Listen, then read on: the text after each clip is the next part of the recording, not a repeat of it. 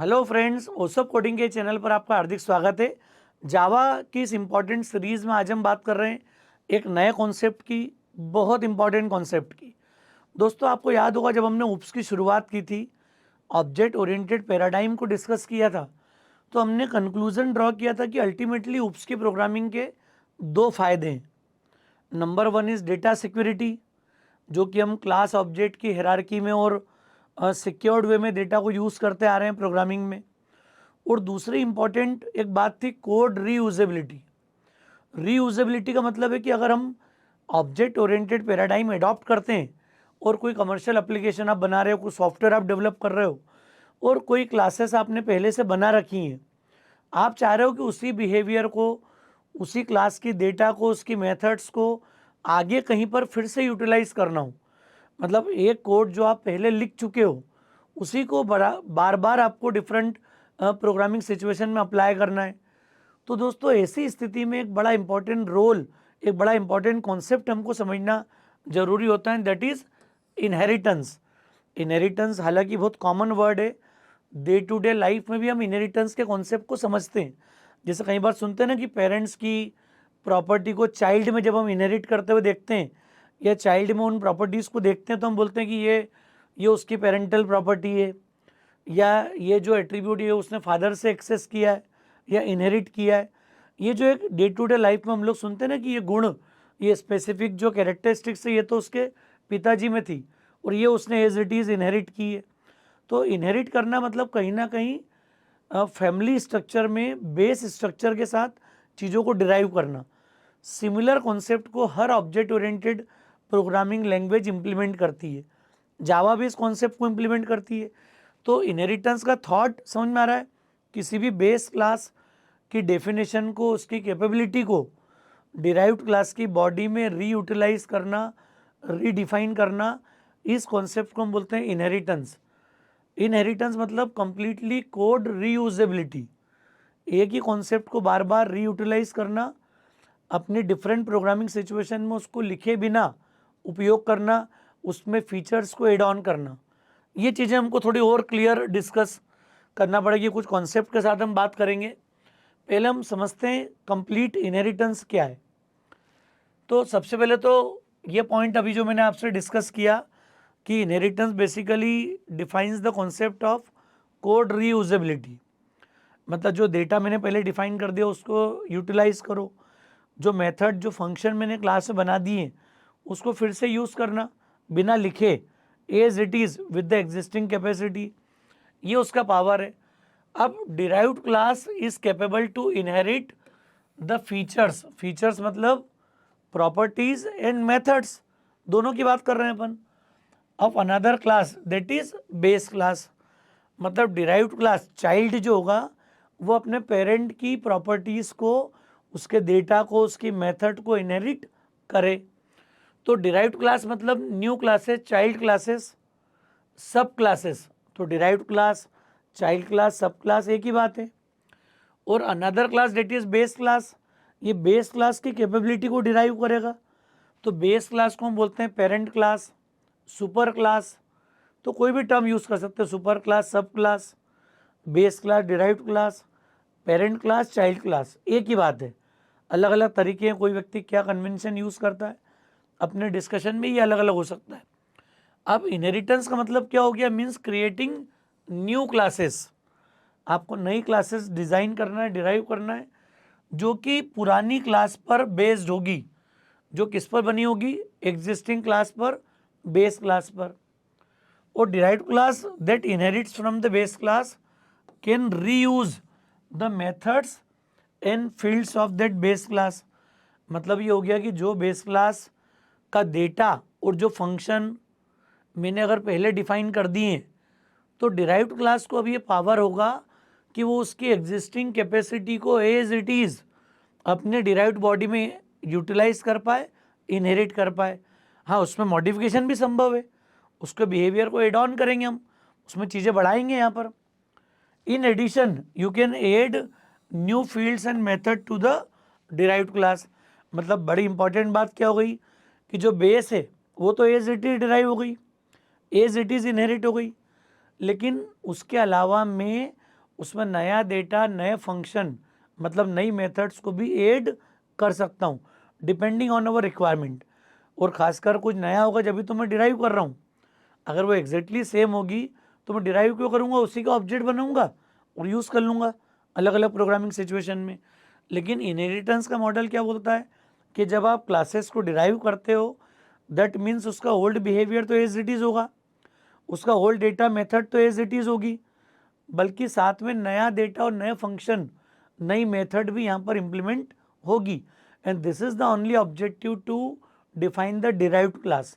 अगर वो कुछ नया नहीं करेगा तो फिर नया डिराइव क्यों करेंगे, हम तो बेस क्लास एग्जिस्टिंग क्लास को ही यूज़ कर लेंगे अपनी प्रोग्रामिंग सिचुएशन में। तो दोस्तों ये एक बड़ी इंपॉर्टेंट और बिल्कुल संक्षिप्त में मैंने बात करी आपसे, ज़्यादा डिटेल मतलब डिस्कशन नहीं किया, लेकिन टू द पॉइंट आपको रिप्लाई करते आना चाहिए यहाँ पर। अब जब हम रिलेट करने की बात करते हैं, दो या मल्टीपल क्लासेस को रिलेट करने की बात करते हैं, तो पहले तो ये समझ लें ये जो टाइप्स ऑफ इनहेरिटेंस है, इनहेरिटेंस के टाइप्स कितने तरह के होंगे, तो ये डिपेंड करता है कि दो या मल्टीपल क्लासेस के बीच में आपकी रिलेशनशिप कैसी है, डेटा का शेयरिंग कैसा है। जैसे मैंने बोला ना, बेस की कैपेसिटी को डिराइव क्लास में यूज़ करना, फिर ऐड करना, कुछ नया लाना डिराइव्ड क्लास में। तो ये जो नेचर है टाइप्स ऑफ इनहेरिटेंस बेसिकली किस बात को डिपेंड करता है, ये डिफाइन करेगा दो या मल्टीपल क्लासेस के बीच में डेटा कितने पॉसिबल तरीक़ों से शेयर हो सकता है। तो डेटा की शेयरिंग, डिफरेंट टाइप्स की शेयरिंग अलग अलग इनहेरिटेंस को डिफाइन करती है। मतलब ये जो इनहेरिटेंस के टाइप लिखे ना हमारे सामने, simple inheritance, multi level inheritance, hierarchical inheritance, ये तीन इनहेरिटेंस बताते हैं कि क्लास जो दो या तीन क्लासेस मैंने ली हैं उनके बीच में रिलेशनशिप कैसी है। ये रिलेशनशिप इन टाइप्स को डिफाइन करती है। अगर मुझे सिंगल इनहेरिटेंस बोला है तो सिंगल इनहेरिटेंस का थॉट क्या हो गया, एक तो बेस क्लास होगी और एक हो गई डिराइव्ड क्लास। मतलब बेस क्लास, इसको सुपर क्लास बोल दिया अपन ने, पेरेंट क्लास बोल दिया, और एक नई क्लास बी हमने बना ली जिसको हमने बोल दिया डिराइव्ड क्लास। और ये क्लास क्या करेगी, ये ए को इनहेरिट करेगी एज इट इज़, और जो भी ओल्ड बिहेवियर है इसका यहाँ पर, उस बिहेवियर को यहाँ पर एड ऑन करेगी।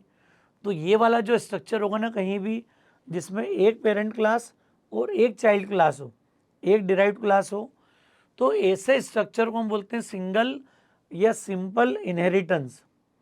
तो सबसे सिंपलेस्ट इनहेरिटेंस का मॉडल क्या होता है, जब दो क्लासेस हैं, किसी भी एक क्लास के डेटा को या उसके मेथड को उसकी डिराइव्ड क्लास में रीयूटिलाइज करना, प्लस कुछ ऐड करेंगे यहाँ पर अपन, कुछ नया ऐड कर देंगे, कुछ नया डेटा ऐड कर देंगे, कुछ नई फंक्शनलिटी ऐड कर देंगे।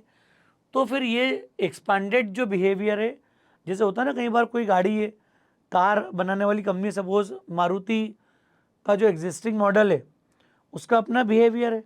अब आप चाह रहे हो कि उस मारुति में कुछ नए फीचर्स एड ऑन करें नए मॉडल्स के अंदर, जो भी चेंजिंग डिमांड है कस्टमर्स की, जो फीडबैक है कस्टमर्स के, उसके बेस पर आपको फीचर्स एड ऑन करना है।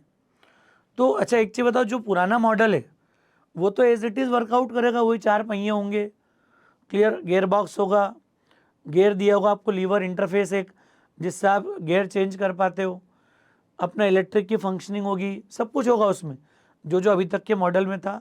अच्छा ये जो कोर बिहेवियर है, ये कोई नए मॉडल आएगा तो गायब हो जाएगा क्या, कार अभी भी वही चार पहियों पे चलेगी, वैसे इंजन का वर्किंग है। आप कुछ फीचर्स को एड ऑन करोगे जो कि डिमांड में नई पीढ़ी, नए ज़माने के जो लोग हैं, नई पीढ़ी जो आ रही, जैसे आप और लोग हैं, एज ए स्टूडेंट की भी पेरेंट्स का थॉट अलग था, कॉन्सेप्ट अलग था, लेकिन अब आपके थॉट प्रोसेस अलग है पूरी।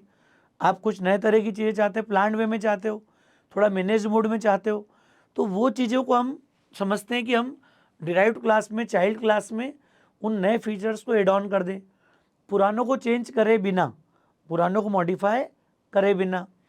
तो ये जब चीज़ें आती हैं तो ये डिफाइन करता है टर्म को सिंपल इनहेरिटेंस। सिंपल इनहेरिटेंस में क्या होगा, बेस क्लास का अपना बिहेवियर एज इट इज़ होगा, there will be no change in the base class structure, working and behaviour, जो भी चेंजेस होंगे वो सब कहाँ पर मिलेंगे आपको, डिराइव्ड क्लास में। खासकर डिराइव्ड क्लास भी बेस के बिहेवियर को एज इट इज़ डिराइव करेगी। तो दोस्तों ये पावर होता है सिंपल इनहेरिटेंस का। क्लियर। फिर आता है मल्टी लेवल। मल्टी लेवल से मतलब क्या हो गया, यहाँ पर मिनिमम 3 क्लास पार्टिसिपेट करेगी। मिनिमम 3 क्लास मतलब ये सिंपल या सिंगल लेवल का एक्सपांशन है। ये जो हमने पढ़ा ए और बी, इसमें क्या हुआ था, कुछ चीज़ें ऐड हुई थी यहाँ पर, अरे बी में हमने कुछ एड ऑन किया था, तो ए के बिहेवियर को बी में हमने एक्सटेंड किया था, मॉडिफाई किया था। अब इसको और आगे बढ़ा दिया मैंने सी, ये और प्लस करेगी यहाँ पर, इनने प्लस किया था ये प्लस प्लस कर देगी। मतलब कॉन्सेप्चुअली क्या देख रहे हैं अपन, अब मिनिमम 3 क्लासेस होंगी जब हम मल्टी लेवल इनहेरिटेंस के थॉट को इम्प्लीमेंट कर पाएंगे।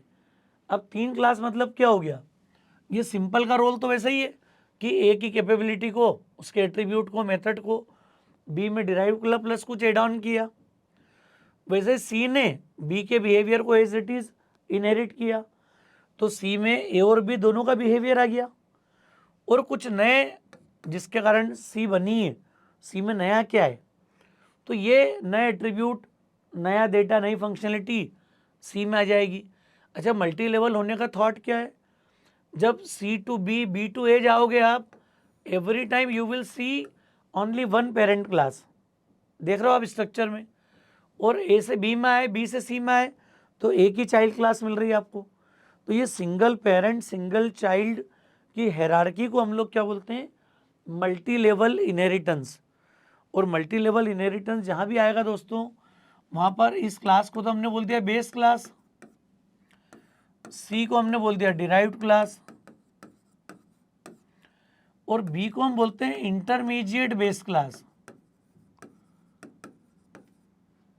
ये हो गई हमारे लिए इंटरमीडिएट बेस क्लास। तो मल्टी लेवल इनहेरिटेंस में थोड़ा सा टर्मिनोलॉजी में चेंज होगा, बोलने में चेंज होगा। अब जो टॉप लेवल क्लास होगी हमेशा, that will be base class. जो बॉटम लेवल की क्लास होगी, डिराइव्ड क्लास।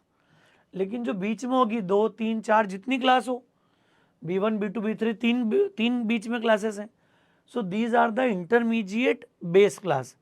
तो इंटरमीडिएट बेस क्लास का थॉट क्या हो गया, ये ना तो टॉप लेवल की बेस क्लास है, ना लोएस्ट लेवल की डिराइव्ड क्लास है, ये इन बिटवीन है, ये दोनों के बीच का पार्ट है, कड़ी है।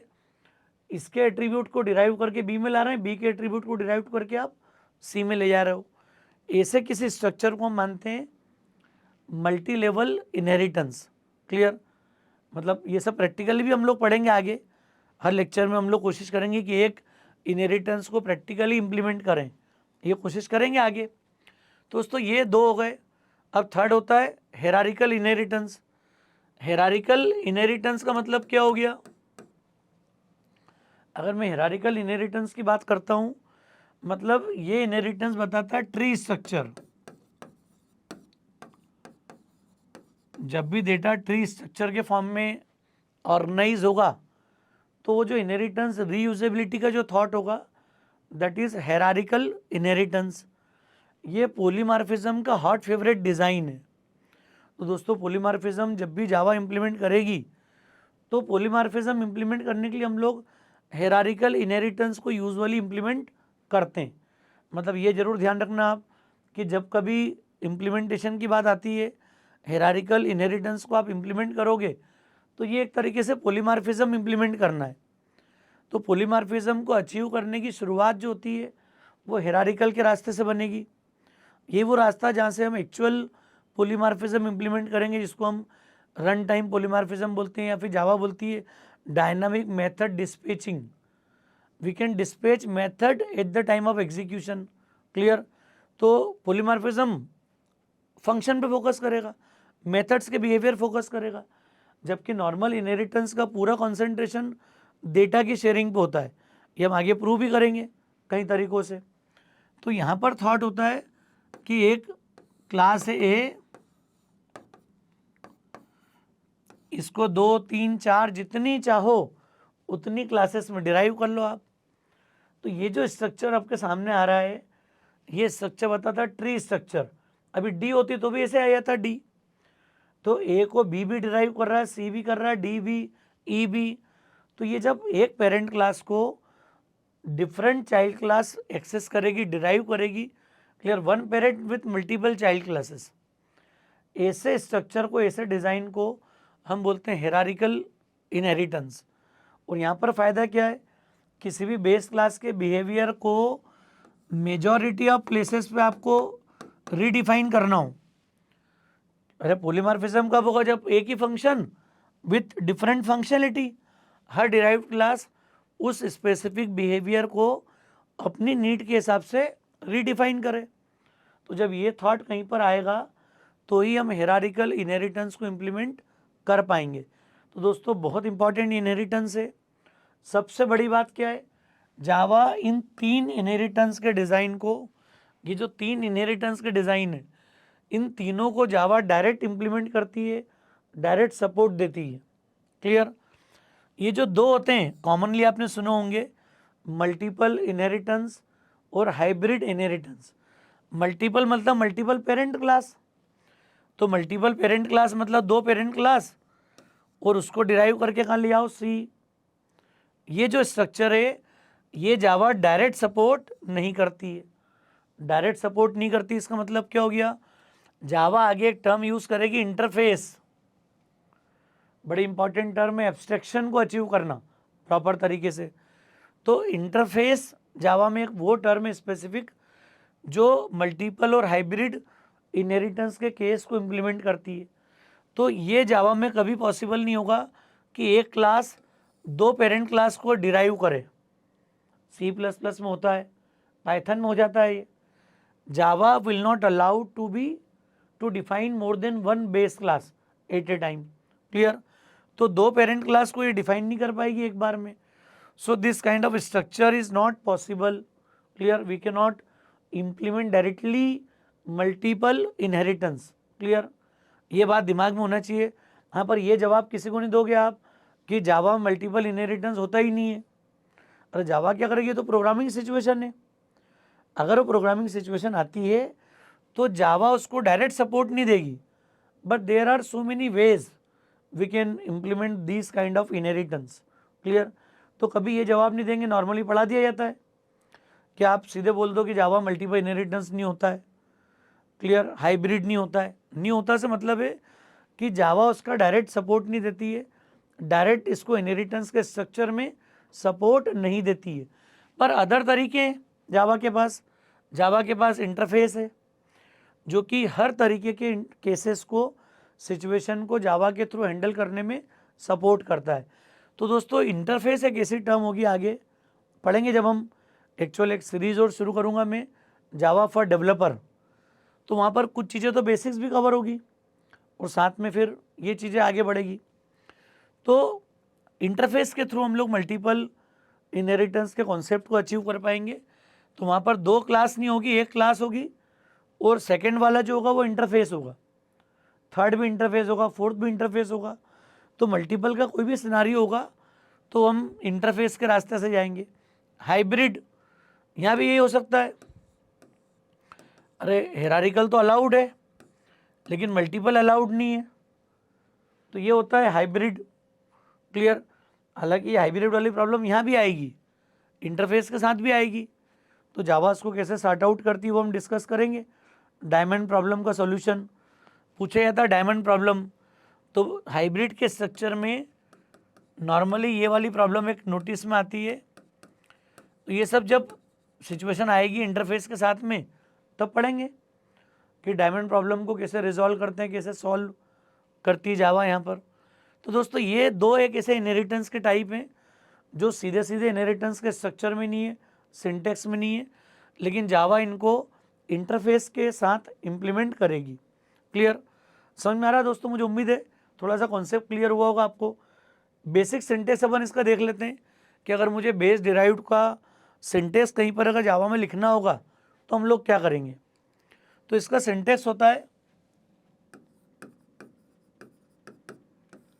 बेसिक अगर इनहेरिटेंस की बात की जाए तो एक हो गई हमारे पास क्लास बेस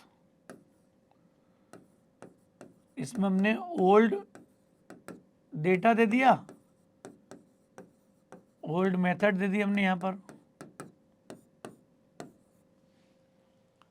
जो भी क्लास होगी, यहाँ पर हम लोग जो भी एग्जिस्टिंग डेटा और मेथड है वो आ गई हमारे पास कहाँ पर, बेस क्लास में।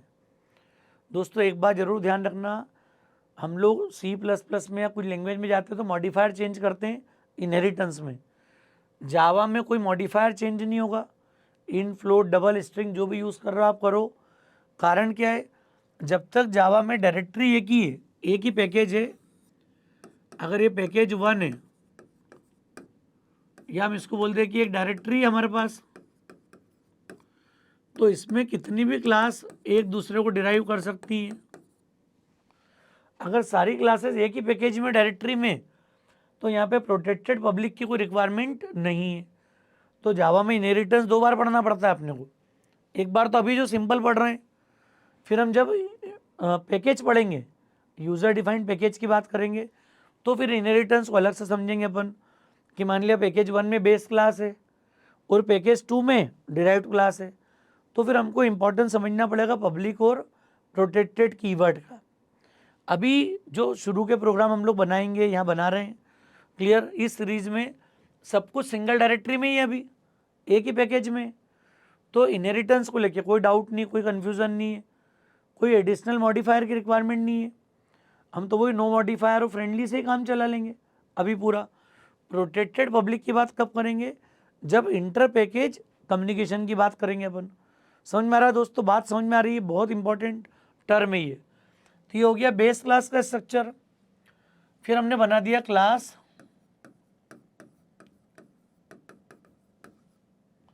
डिराइव्ड, और जावा इसके लिए कीवर्ड यूज करती है एक्सटेंड्स बेस। तो एक तो हमने बना दी बेस क्लास पूरी, फिर हमने बनाई एक डिराइव्ड क्लास जिसमें बेस क्लास को इनहेरिट कर दिया जाके।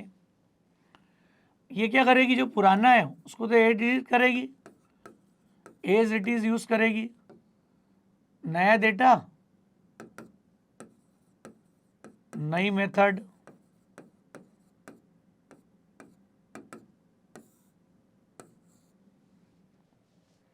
तो ये सिंटेक्स होगा जावा के साथ में। यहाँ पर class base, old data, old method, ये एग्जिस्टिंग क्लास में होगी। यहाँ पर ये सब कुछ डिराइव होके आ जाएगा इनहेरिटेंस के थ्रू। अरे ओल्ड डेटा, ओल्ड मेथड, ये तो सब कहाँ से आ गई, थ्रू इनहेरिटेंस। ये इनहेरिटेंस के थ्रू यहाँ आ चुकी है, लेकिन यहाँ पर नया डेटा नई मेथड भी अवेलेबल होगी। तो ये समझना है कि जब मैं डिराइव्ड क्लास बनाता हूँ तो बेस पूरी कैपेसिटी के साथ उठ के यहाँ पर आ गया, और ये वो पाइपलाइन है जिससे डेटा आ रहा है। बेस से कहाँ पे आ रहा है, डिराइव्ड में। तो डिराइव्ड ने ओपन कंटेनर दिया, नॉब दे दी, सो खोलो, डेटा फ्लो आ गया अंदर। तो जो बेस क्लास का डेटा है वो उसकी मेथड सारी उठ के इनहेरिटेंस के थ्रू यहाँ आ गई, और इसमें नया डेटा नई मेथड भी इम्प्लीमेंट कर दी हमने। ये पावर है इनहेरिटेंस का, कैपेसिटी का। अब जब भी मैं डिराइव्ड क्लास का ऑब्जेक्ट बनाऊंगा, जैसे जावा के मेन में आप डिराइव्ड का ऑब्जेक्ट बनाओगे,